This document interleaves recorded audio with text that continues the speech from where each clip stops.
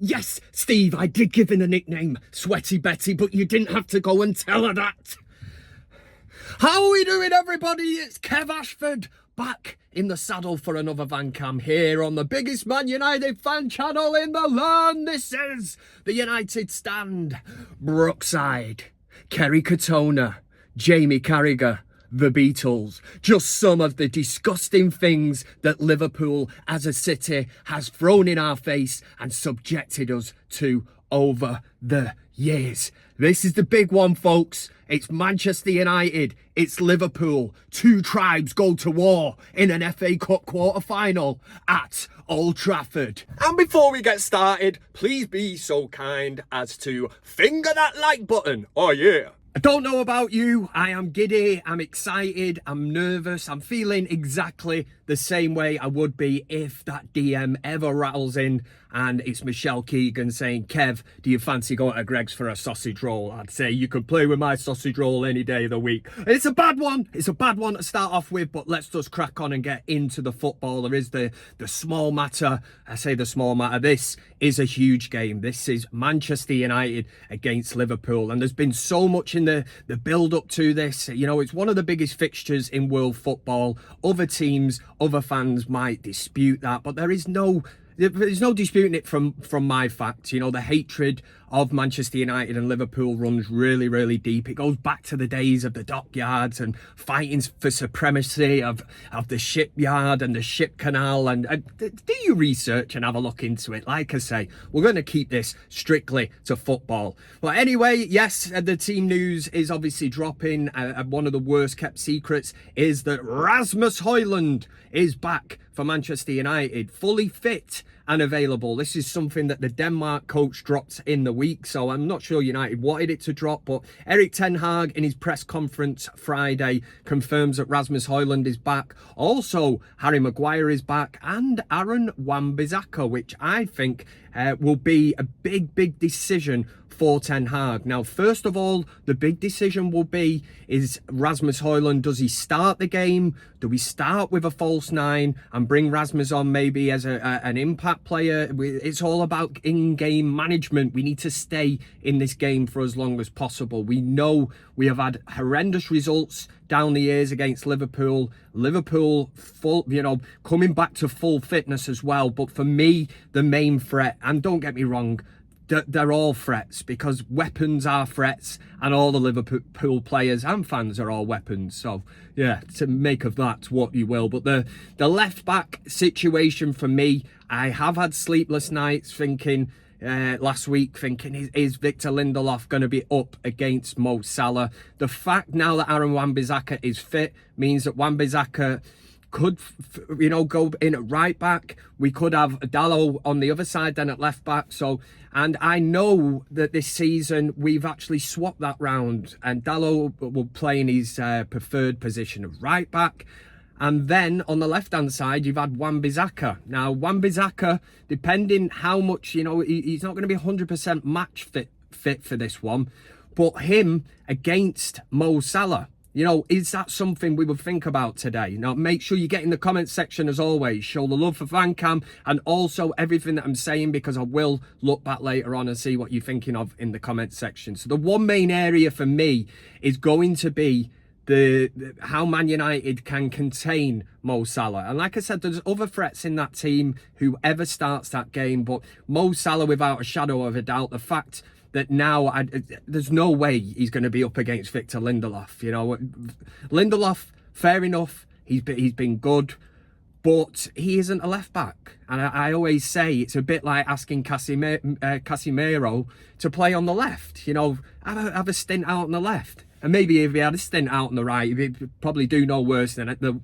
what Anthony has been at Manchester United. But yes, and the other main one is Rasmus Højlund. Now, obviously, the news has dropped this week that it is increasingly looking like 5th place finish in the Premier League would get you Champions League football. So with that in mind, you know, how important is the FA Cup? How important is the FA Cup to you? Now, to me, I'm old school, absolutely love the FA Cup, love everything about it, and I want to win this game. We take it one game at a time, but I also know there'll be people out there that will be looking and going, do you know what?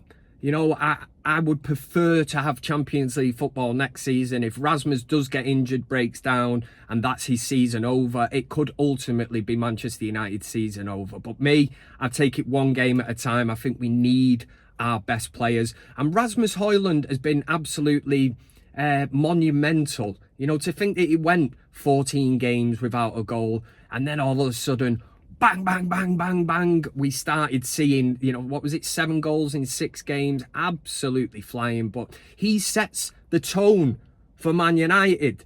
That's what he is all about, and he will lead from the front. He will set the, you know, the press at the front.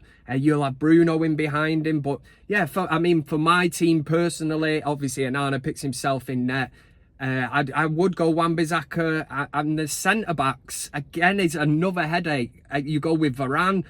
Do you put Lindelof in at centre-back? Or Harry Maguire is another player who is fit to play. Would you go with Harry Maguire partnering Varane? You know, it's a massive, massive call. Again, how fit is Harry Maguire going to be for a game like this? And we know that sometimes Harry Maguire can be a bit shaky. He did have a good run this season, good run of games. He's been really, really good. But again, there's levels. This is Liverpool, and it's going to be a huge, huge game.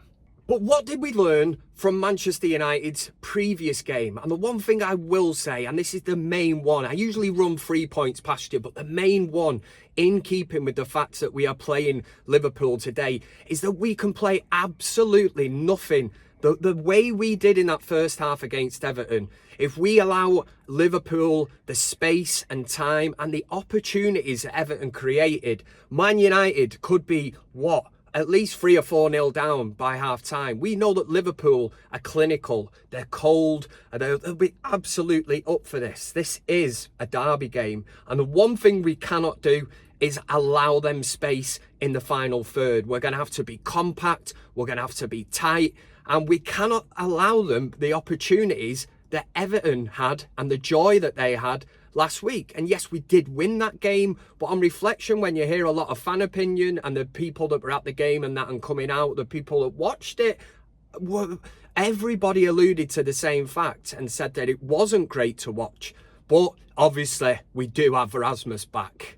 I think going on from the defence earlier that I was talking about, I think the rest of the team does tend to pick itself. You'll have Kobe Mainu, a Casemiro. We're going to have Garnacho right, Rashford left, Bruno a bit further forward. And I'm hoping, fingers crossed, that we do go with Rasmus Højlund today. I think it's a risk worth taking. And the main thing is, you know, it is a derby game, but the emotions, you know exactly. I'm sure as you're watching this, you'll know the feeling. It is that sickness, it's nervousness. Yeah, like I said earlier, we have been embarrassed by this lot before. But the one shining light, the one thing that Kev is grasping onto, look at the game at Anfield, against Liverpool.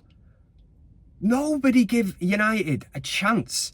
An absolute chance of getting anything out of that game. You know, people were talking about it. It'll be 4, it'll be 5, it'll be 6, whatever. And everybody totally disrespected and wrote United off before we went into that game. And look what we did. We actually managed to piss the Scousers off. We did that by defending as a unit. And as much as it wasn't great to watch, there was a game plan.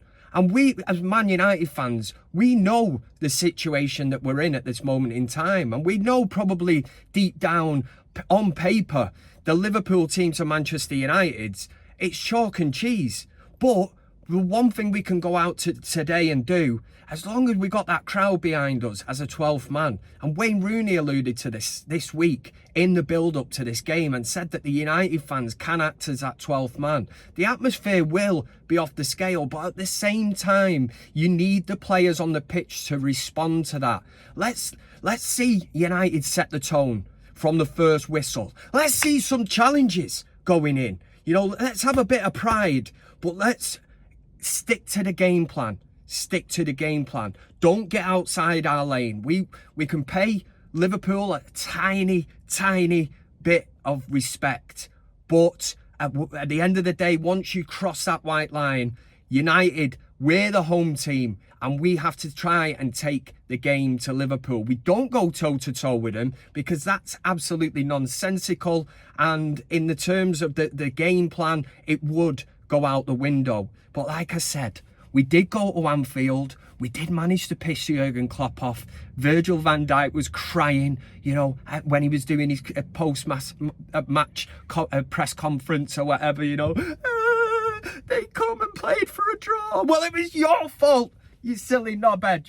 Liverpool couldn't break us down. It said more about Liverpool at the present time of then. You know, how could the United, who were so shit, and you couldn't beat them? You know, they just look for excuses. That's all it was. But listen, enjoy the match if you can. I understand we're all nervous, but we go into this and I'm getting that feeling of excitement. So for United today against the Scousers, it's a big one, this, man. So we need a big roar. So come on! United! Yay!